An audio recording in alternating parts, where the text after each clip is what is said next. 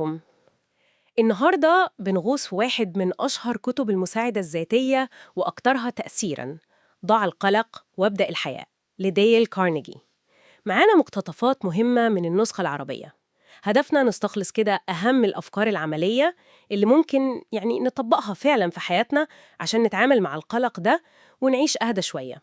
يلا بينا نشوف الكتاب ده بيقول إيه. يمكن أهم فكرة في الكتاب كله اللي هي المحور بتاعه، إننا نركز على النهاردة وبس. عيش في حدود يومك. يعني إيه دي بالظبط؟ وليه مهمة قوي كده؟ هي مهمة. أصل القلق دايما يا إما على حاجة فاتت يا إما خوف من حاجة جاية. كارنيجي بيقول لأ، اقفل الباب على امبارح وعلى بكرة وركز كل طاقتك في ال 24 ساعة دول. يعني نعيش اللحظة؟ بالظبط، مش معناه ما تخططش لبكرة، لأ، خطط بس ما تقلقش عليه النهاردة. ده الأساس. كمان فهمت. طيب لو في مشكلة فعلا قلقانة دلوقتي في يومي ده، أعمل إيه؟ هنا بقى بتيجي الطريقة العملية جدا اللي كارنيجي بيسميها الصيغة السحرية. سهلة ومنطقية. أول حاجة اسأل نفسك بصراحة، يعني إيه أسوأ حاجة ممكن تحصل؟ أسوأ سيناريو خالص. أواجهه يعني؟ جهز نفسك نفسيا إنك تتقبل الأسوأ ده لو حصل. ده في حد ذاته بيريح جدا. تالت حاجة ودي الأهم، ابدأ بهدوء بقى. فكر إزاي تحسن الوضع ده، تقلل الخسائر على قد ما تقدر. زي قصة المهندس كارير اللي اخترع التكييف. بالظبط. هو طبق الخطوات دي. كان عنده مشكلة فنية كبيرة، حدد الأسوأ، تقبله، وبعدين بهدوء لقى حل قلل الخسائر جدا. التقبل بيحرر العقل للتفكير. فكرة التقبل دي قوية فعلا، وده ياخدنا للحاجات اللي فعلا مفيش منها مفر، اللي لازم نتقبلها غصب عننا. تمام. كارنيجي بيتكلم كتير عن أهمية التعاون مع ما لا مفر منه.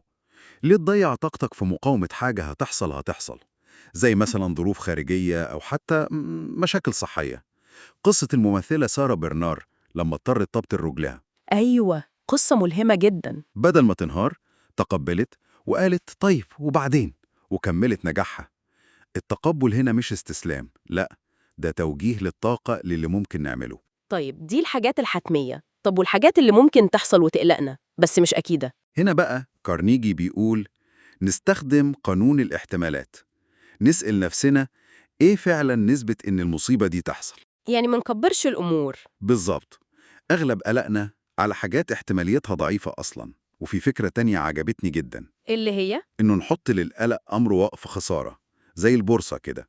نحدد سقف، ما نسمحش للقلق على مشكلة معينة يزيد عنه. ونفتكر دايما زي ما بيقول، ما ينفعش ننشر نشارة الخشب. يعني اللي فات مات خلاص، ما نبكيش عليه. جميل قوي. يبقى تركيز على الحاضر، تحليل منطقي، تقبل واحتمالات. بس الكتاب كمان بيركز جامد على قوة تفكيرنا، صح؟ أكيد، وده جزء أساسي. حياتنا من صنع أفكارنا، زي ما قال ماركوس أوريليوس. التفكير الإيجابي بيخلق واقع إيجابي. وعشان كده بينصح نتجنب مثلا الرغبة في الانتقام، دي بتأذينا إحنا أكتر. وما نستناش شكر من حد. بالظبط، عشان ما نزعلش لو ما جاش. والأهم بقى نركز على النعم اللي عندنا، نعد النعم زي ما بيقول. ده تمرين بسيط بس بيفرق جدا. وفي نقطة كمان لفتت نظري في التعامل مع الناس، النقد. إزاي نتعامل معاه؟ كارنيجي ليه وجهة نظر بصراحة مثيرة للاهتمام. بيقول إن النقد اللي مش عادل ده غالبا علامة نجاح. إزاي يعني؟ معناه إنك عامل حاجة مهمة، حاجة بتثير غيرة الناس أو حسادهم يمكن. فالنصيحة بتاعته، اعمل اللي عليك بأحسن شكل وبعدين طنش النقد ده. زي لينكولن وقت الحرب؟ تماما. كان بيتهاجم بعنف بس كان بيركز في شغله ويتجاهل. التجاهل ده بيحافظ على سلامتك الداخلي. وكل ده محتاج طاقة وتركيز، والكتاب كمان بيتكلم عن تجنب الإرهاق. طبعا، أصل الإرهاق بيزود القلق. وبيقدم نصايح عملية جدا. خد راحة قبل ما تتعب. مش تستنى لما تتعب. لا، قبلها. وتعلم تسترخي حتى وانت بتشتغل. ونظم وقتك ومكتبك عشان تقلل الفوضى والتوتر. وخد قرارات بسرعة، ما تأجلش. الحماس مهم جدا كوقود ضد القلق.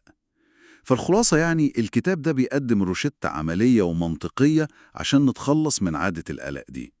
المفتاح هو تغيير تفكيرنا وسلوكياتنا. نركز على الحاضر، نحلل بعقلانية، نشتغل بإيجابية، نتقبل اللي لازم نتقبله، ونشوف الدنيا بنظرة متفائلة شوية. لو حد فينا قرر ياخد فكرة واحدة بس من دول، فكرة واحدة بس، والتزم بيها كل يوم، حياته ممكن تتغير إزاي؟ ده سؤال ممكن نسيبه لكل واحد يفكر فيه.